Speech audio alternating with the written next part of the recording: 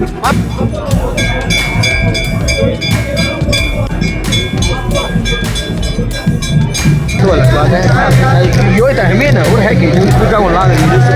चारधाम यात्रा को लेकर इस बार क्या हालात वाकई में सामान्य हैं या फिर तस्वीरें कुछ और कहानी बयां कर रही हैं। यात्रा शुरू होते ही जहां एक तरफ श्रद्धालुओं की भारी भीड़ देखने को मिल रही है, वहीं दूसरी तरफ एक अहम आंकड़े में अचानक से बदलाव ने प्रशासन की चिंता को बढ़ाया।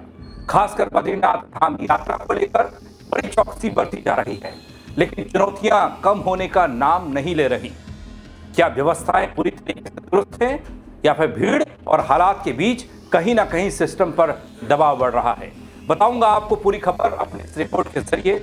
नमस्कार, पैराक मैं पंकज रौतेला, आप देख रहे हैं उत्तराखंड न्यूज। दोस्तों, बद्रीनाथ धाम के कपाट 23 अप्रैल को श्रद्धालुओं के लिए खोल दिए जाएंगे। देश विदेश से आने वाले श्रद्धालुओं को किसी भी प्रकार की कोई असुविधा का सामना ना करना पड़े। मैं आपको चौकसी के बारे में बताऊं, लेकिन उससे पहले आपको दिखाना चाहता हूं कुछ आंकड़े और जब शुरुआत हुई यात्रा की तब क्या हुआ। 19 अप्रैल से उत्तराखंड की प्रसिद्ध चारधाम यात्रा की शुरुआत हो गई।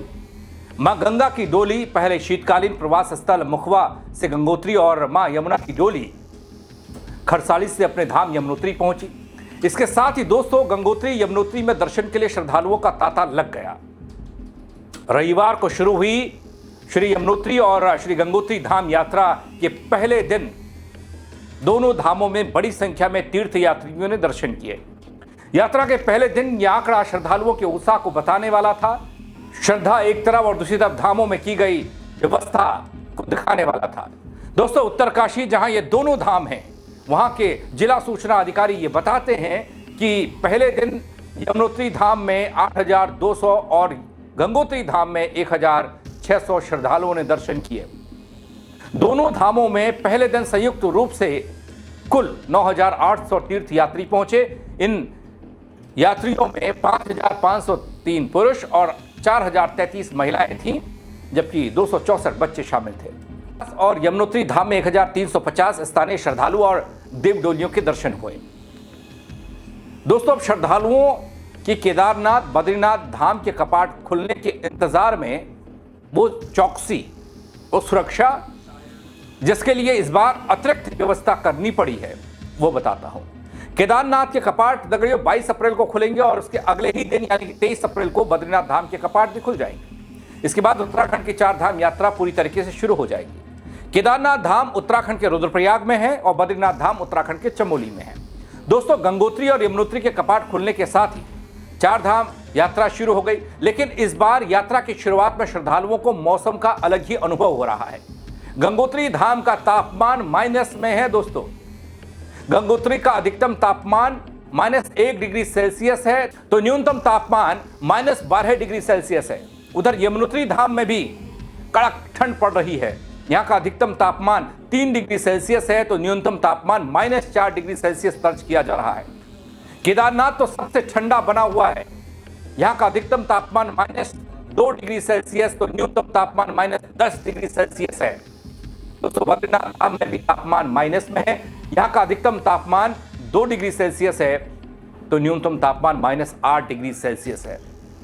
दोस्तों, बात सुरक्षा की, जिसको लेकर लगातार नजर रखी जा रही है। पहाड़ी इलाकों में बर्फबारी और रास्ते तमाम जो दुरुस्त कर दिए गए थे उनमें बाधाएं आ रही हैं। इस बार तस्वीर सालों से ज्यादा चौकस लगती है। दोस्तों, धाम क्षेत्र को श्रद्धालुओं के लिए कोई खतरा ना हो इस तरह का बनाया जा रहा है। संभावित भारी भीड़ को ध्यान में रखते हुए प्रशासन ने एक बहुस्तरीय सुरक्षा प्लान लागू किया है। सभी प्रमुख प्रवेश द्वार पर, पार्किंग स्थल पर, मंदिर परिसर में, संवेदनशील क्षेत्रों में अतिरिक्त पुलिस बल की तैनाती इस बार ये बता रही है कि यात्रा की चुनौती बड़ी है। सुरक्षा व्यवस्था को इस तरह से डिजाइन किया गया है कि किसी भी आपात स्थिति से तुरंत निपटा जा सके। वो कैसे? पूरे बद्रीनाथ धाम क्षेत्र में दोस्तों आधुनिक सीसीटीवी कैमरे के जरिए 24 घंटे निगरानी और उसके साथ ही पुलिस द्वारा नियमित रूप से चेकिंग अभियान चलाया जा रहा है, जिसमें संदिग्ध व्यक्तियों और वाहनों की गहन जांच हो रही है। सुरक्षा एजेंसियां हर गतिविधि पर पैनी नजर बनाए हैं ताकि किसी भी संभावित खतरे को समय रहते रोका जा सके। लेकिन ये खतरा है क्या? क्या ये मौसम का खतरा है?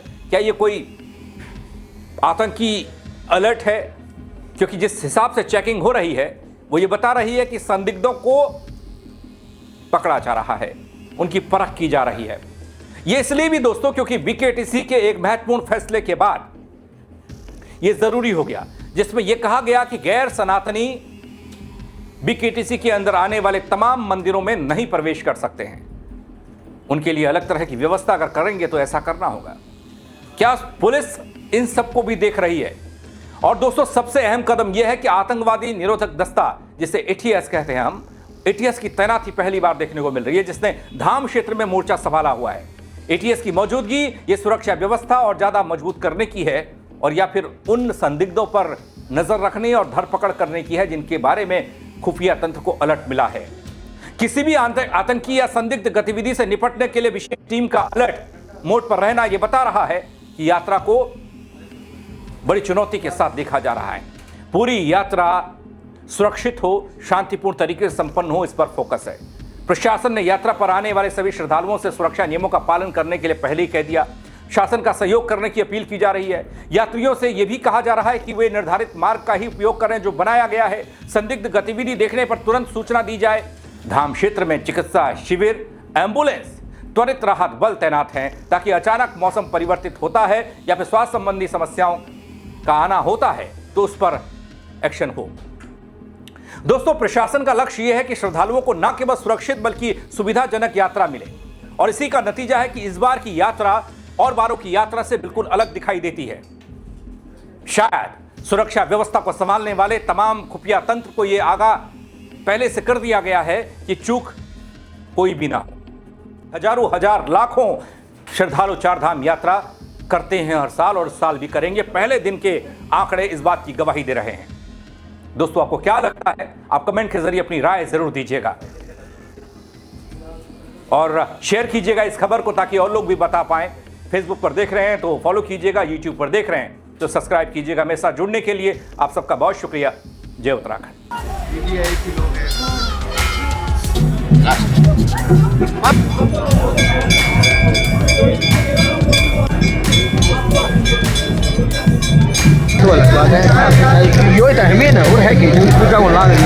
आज माँ गंगा अपने मैके से गंगोत्री में, और जिसके कपाट अक्षय तृतीया के 12-15 पर खुल चुके हैं, तो मैं पूरे जनपद वासियों को, प्रदेशवासियों को और देशवासियों को इस कपाट खुलने की बहुत बहुत बधाई, शुभकामनाएं देता हूं।